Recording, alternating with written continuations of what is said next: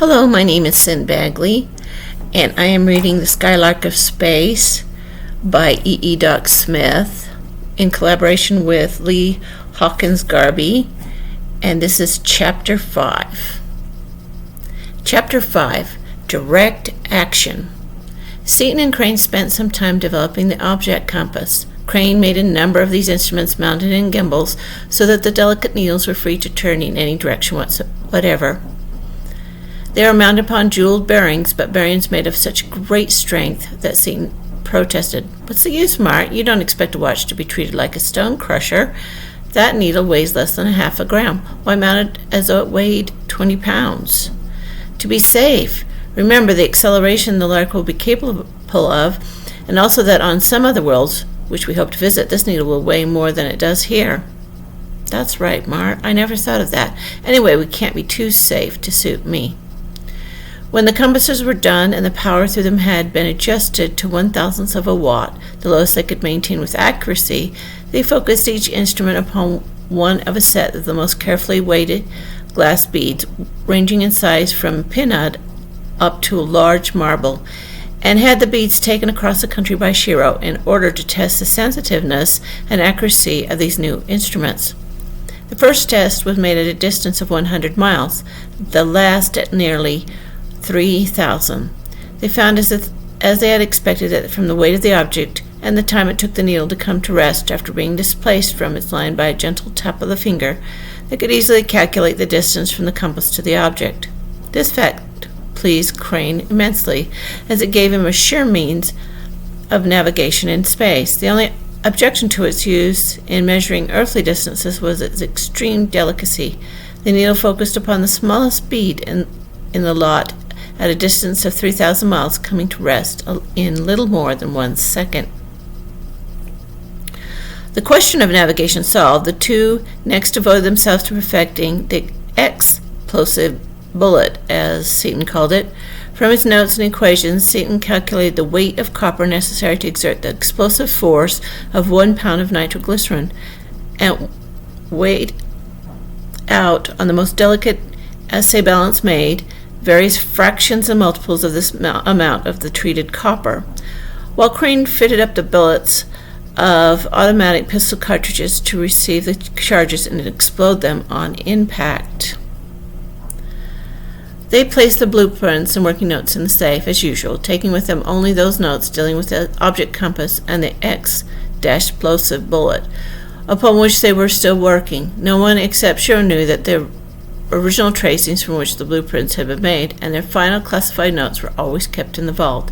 They cautioned him and the 3 guards to keep a close watch until they returned. Then they set out in the biplane to try out the new weapon in a lonely place where the exploding shells could do no damage. They found that the explosive came fully up to expectations. The smallest change they had prepared, fired by Crane at a great stump a full 100 yards away from the bare, flat-topped knoll that afforded them a landing place, tore it bodily from the ground, and reduced it to splinters, while the force of the explosion made the 2 men stagger. "She sure is big medicine," laughed Seaton. "Wonder what a real one will do." And drawing his pistol, he inserted a cartridge carrying a much heavier charge. "Better be careful with the big ones," cautioned Crane. "What are you going to shoot at?" "That rock over there," pointing to a huge boulder half a mile away across the small valley. "Want to bet me a dinner I can't hit it?" "No, you forgot that I saw you win the pistol trophy of the district." The pistol cracked, and when the bullet reached its destination, the great stone was obliterated in a vast ball of flame. After a moment, there was a deafening report, a crash as though the world were falling in pieces. Both men were hurled violently backwards, stumbling and falling flat. Picking themselves up, they looked across the valley at the place where the boulder had stood, to see only an immense cloud of dust, which slowly blew away, revealing a large hole in the ground. They were silent a moment, awed by the frightful power they had loosed. "Well, Mart," Seaton broke the silence, "I'll say those 1 milligram loads are plenty big enough. If that had been something coming after us, whether they any possible other world animal, a foreign battleship, or the mythical great sea serpent himself, I'd be A good Indian now. Yes? No? Yes. When we use the heavier charges, we must use long-range rifles. Have you had enough demonstration, or do you want to shoot some more? I've had enough, thanks. That last rock I bounced off of was no pillow, I'll tell the world. Besides, it looks as though I busted a leg or two off of our noble steed with my shot, and we may have to walk back home. An examination of the plane, which had been moved many feet and almost overturned by the force of the explosion, revealed no damage that they could not repair on the spot, and thus saw them speeding through the air toward the distant city. In response to a summons from his chief, Perkins silently appeared in Brookings' office with his usual complacent smile. "Haven't you done anything yet after all this time?" demanded the magnate.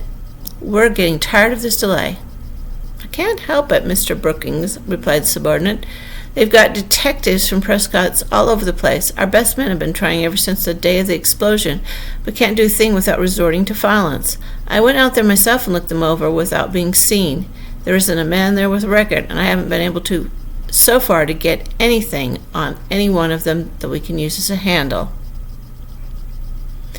"No, Prescott's men are hard to do anything with, but can't you?" Brookings paused significantly. "I was coming to that. I thought one of them might be seen, and I talked to him a little over the phone, but I couldn't talk loud enough without consulting you. I mentioned 10, but he held out for 25, said he wouldn't consider it at all, but he wants to quit Prescott and go into business for himself." "Go ahead on 25. We want to get action," said Brookings, as he wrote an order on the cashier for $25,000 in small to medium bills.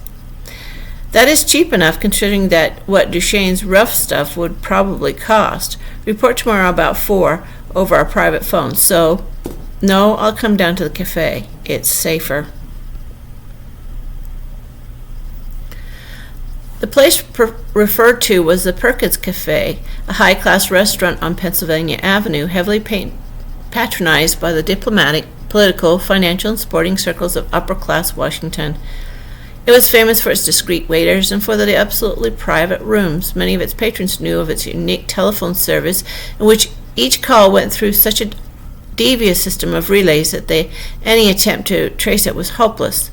They knew that while the Perkins would not knowingly lend itself to any violation of law, it was an entirely safe and thoroughly satisfactory place in which to conduct business of the most secret and confidential character. A place from which one could enjoy personal conversation with persons to whom he wished to remain invisible and untraceable. A place which had never been known to leak. For those reasons, it was really the diplomatic and political center of the country, and over its secret wires had gone, in guarded language, messages that would have rocked the world had they gone astray. It was recognized that the place was occasionally, by its very nature, used for illegal purposes, but it was such a political, financial, and diplomatic necessity that it carried a hands-off sign. It was never investigated by Congress and never raided by the police. Hundreds of telephone calls were handled daily. A man would come in, order something served in a private room, leave a name at the desk, and say that he was expecting a call. There the affair ended. The telephone operators were hand-picked, men of very short memories, carefully trained never to look at a face and never to remember a name or a number. Although the precaution was unnecessary, this shortness of memory was often encouraged by bills of various denominations. No one except Perkins and the heads of the Great World Steel Corporation knew that the urban and polished proprietor of the cafe was a criminal of the blackest kind, whose liberty and life itself were dependent upon the will of the corporation, or that the restaurant was especially planned and maintained as a blind for its underground activities, or that Perkins was holding a position which suited him exactly and which he would not have given up for wealth or glory, that of being the guiding genius who planned nefarious things for the men higher up, and saw to it that they were carried out by the men lower down. He was in constant personal touch with his superiors, but in order to avoid any chance of betrayal, he never saw his subordinates personally. Not only were they entirely ignorant of his identity, but all possible means of their tracing him had been foreseen and guarded against. He called them on the phone, but they never called him, and the only possible way in which any of his subordinates could get in touch with him was by means of the wonderful wireless telephone already referred to.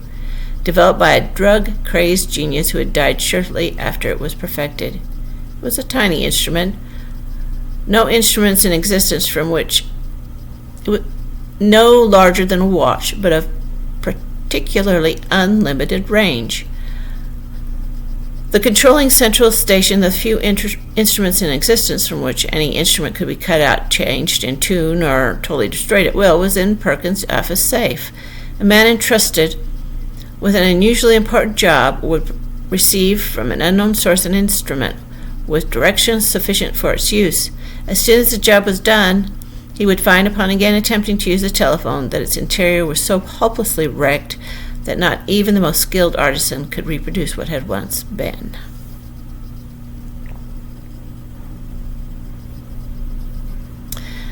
At 4 o'clock, Brookings was ushered into the private office of the master criminal, who was plainly ill at ease. "You got to report another failure, Mr. Brookings. It's nobody's fault, just one of those things that couldn't be helped. I handled this myself. Our men left the door unlocked and kept the others busy in another room. I just started to work when Crane's Japanese servant, who was supposed to be asleep, appeared upon the scene. If I hadn't known something about jiu-jitsu myself, he'd have broken my neck. As it was, I barely got away, with the Jap and all the 3 guards close behind me." "I'm not interested in excuses," broke in the magnate angrily. "We'll have to turn it over to Duchesne after all, unless you get something done. Get it done quick. Can't you get to that Jap in some way?" "Certainly I can.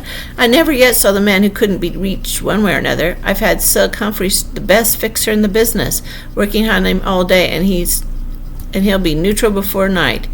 If the long green won't quiet him, I have never saw a Jap refuse it yet. A lead pipe will. Silk hasn't reported yet, but I expect to hear from him any minute now through our man out there." As he spoke, the most inaudible buzzer in his pocket gave a signal. "There he is now," said Perkins as he took out his wireless instrument. "You might listen in and hear what he has to say." Brookings took out his own telephone and held it to his ear. "Hello?" Perkins spoke gruffly into the tiny transmitter. "What have you got on your chest?" "Your foot slipped on the Jap," the stranger replied. "He grabbed the game right. Slets and Big Fella put all the stuff into the box, told us to watch it until they got back tonight. They may be late, then went off in Slat's ship to test something. Couldn't find out what. Silk tackled the yellow boy and went up to 50 grand, but the Jap couldn't see him at all. Silk started to argue, and the Jap didn't do a thing but lay him out cold. This afternoon, while the Jap was out in the grounds, 3 stick-up men jumped him. He bumped one of them off with his hands and the others with his gat, one of those big automatics that throw a slug like a cannon. None of us knew he had it. That's all, except that I am quitting Prescott right now. Anything else I can do for you, whoever you are?" "No? Your job's done." The conversation closed. Perkins pressed the switch, which reduced the interior of the spy's wireless instrument to a fused mass of metal, and Brookings called Duchesne on the telephone. "I'd like to talk to you," he said. "Shall I come there, or would you rather come to my office?" "I'll come there. They're watching this house.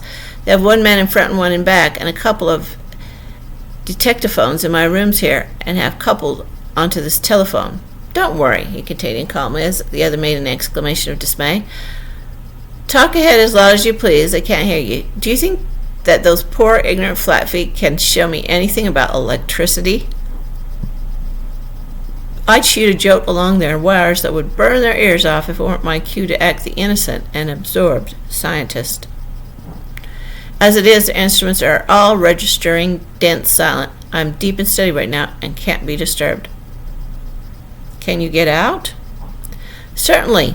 I have the same private entrance down beside the house wall in the same tunnel I used before. I'll see you in about 15 minutes.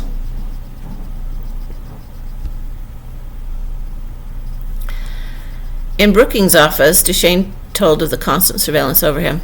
"They suspect me on general principles, I think," he continued. "They are apparently trying to connect me with somebody. I don't think they suspect you at all, and they won't unless you get some better methods. I have devices fitted up to turn the lights off and on and raise and lower the windows, and even cast shadows at certain times. The housekeeper knows that when I go to my library after dinner, I have retired to study, and that is as much as anyone's life is worth to disturb me. Also, I'm well known to be firmly fixed in my habits, so it's easy to fool those detectives. Last night I went out and watched them. They hung around a couple of hours after my lights went out, then walked off together. I can dodge them any time and have all my nights free without their ever suspecting anything. Are you free tonight? Yes, the time switches are all set, and as long as I get back before daylight, so they can see me get up and go to work, it'll be all right. Brookings told him briefly of the failures to secure the solution and the plans of the death of the 3 men sent to silence Shiro, and of all the other developments. Duchesne listened, his face impassive. Well, he said, as Brookings seized, I thought you would bullet, but not quite so badly.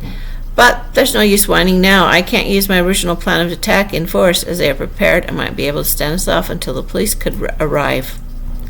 He thought deeply for a time, then said intensely, if I go into this thing, Brookings, I'm in absolute command. Everything goes as I say. Understand? Yes, it's up to you now. All right, I think I've got it. Can you get me a Curtiss biplane in an hour, and a man about 6 feet tall weighs about 160 pounds? I want to drive the plane myself and have the man dressed in full leathers and hood in the passenger seat, shot so full of chloroform or dope that he'll be completely unconscious for at least 2 hours. Easy, we can get you any kind of plane you want in an hour, and Perkins can find a man of that description who would be glad to have a dream at that price. But what's the idea? Pardon me? I shouldn't have asked that, he added, as the Saturn chemist shot him a black look from beneath his heavy brows. Well, within the hour, Duchesne drove up to a private aviation field and found awaiting him a Curtiss biplane whose attendant jumped into an automobile and sped away as he approached. He quickly donned a heavy leather suit similar to the one Seaton always wore in the air and drew the hood over his face. Then, after a searching look at the lean form of the unconscious man in the other seat, he was off. The plane climbing swiftly under his expert hand, he took a wide circle to the west and north. Soon Shiro and the 2 guards, hearing the roaring of an approaching biplane, looked up and saw what they supposed to be Crane's biplane coming down with terrific speed in an almost vertical nosedive, as though the driver were in an extremity of haste. Flattening out just in time to avert destruction, it taxied up to the field, almost to the house. The watcher saw a man recognizable as Seaton by his suit and his unmistakable physique stand up and wave both hands frantically, and heard them harshly, All of you out here! Saw him point to Crane's apparently lifeless form and slumped down to a seat. All 3 ran out to help the unconscious aviators, but just as they reached the machine, there were 3 silenced reports, and 3 men fell to the ground. Duchesne leaped lightly out of the machine and looked narrowly at the bodies at his feet. He saw that the 2 detectives were dead, but found with some chagrin that the Japanese still showed faint signs of life. He half drew his pistol to finish the job, but observing that the victim was probably fatally wounded, he thrust it back into his holster and went on into the house. Drawing on rubber gloves, he rapidly blew the door of the safe with nitroglycerine and took out everything it contained. He set aside a roll of blueprints, numerous notebooks, some money and other valuables, and a small vial of the solution, but of the larger bottle there was no trace. He then ransacked the entire house from cellar to attic with no better success. So cleverly was the entrance to the vault concealed in the basement wall that he failed to discover it. I might have expected this of Crane, he thought half loud. After all the warning that fool Brookings persisted in giving him, this is the natural result of his nonsense. The rest of the solution is probably in the safest safe deposit vault in the United States. But I've got their plans and notes, and enough solution for the present. I'll get the rest of it when I want it. There's more than one way to kill any cat that ever lived. Returning to the machine, Duchesne calmly stepped over the bodies of the detectives and the unconscious form of the dying Japanese, who was uttering an occasional groan. He started the engine and took a seat. There was an increasing roar as he opened the throttle, and soon he descended upon the field from which he had set out. He noted that there was a man in an automobile at some distance from the hangar, evidently waiting to take care of the plane and his still unconscious passenger. Rapidly resuming his ordinary clothing, he stepped out into the automobile and was soon back in his own rooms, poring over the blueprints and notebooks.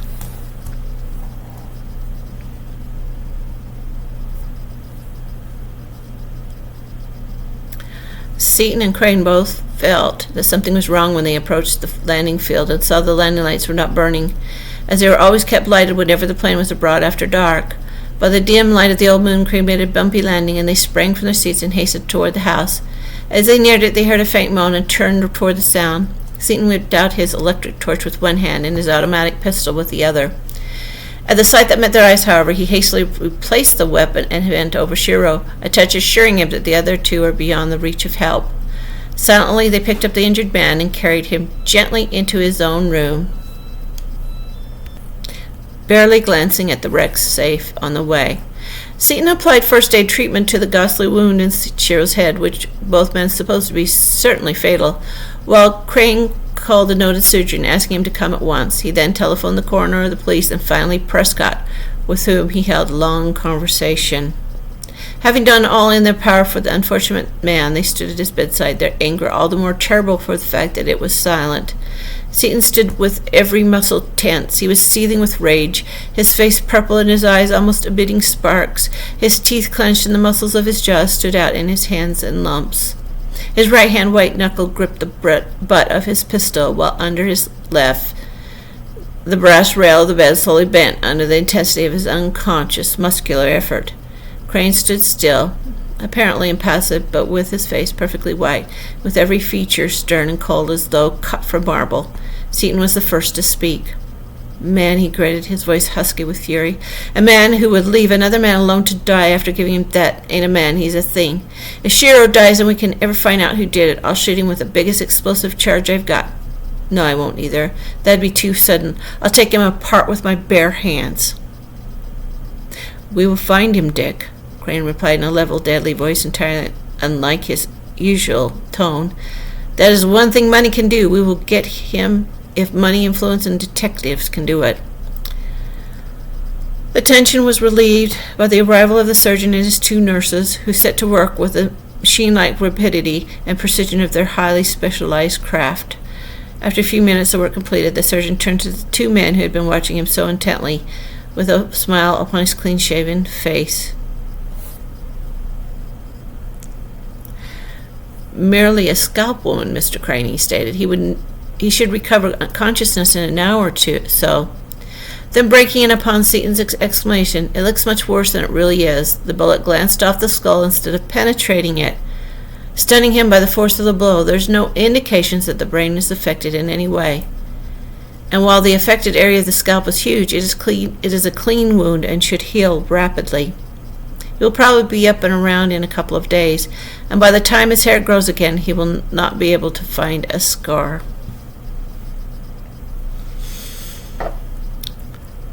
As he took his leave, the police and coroner arrived. After making a thorough investigation in which they learned what had been stolen and surely deduced the manner in which the robbery had been accomplished, they departed, taking with them the bodies.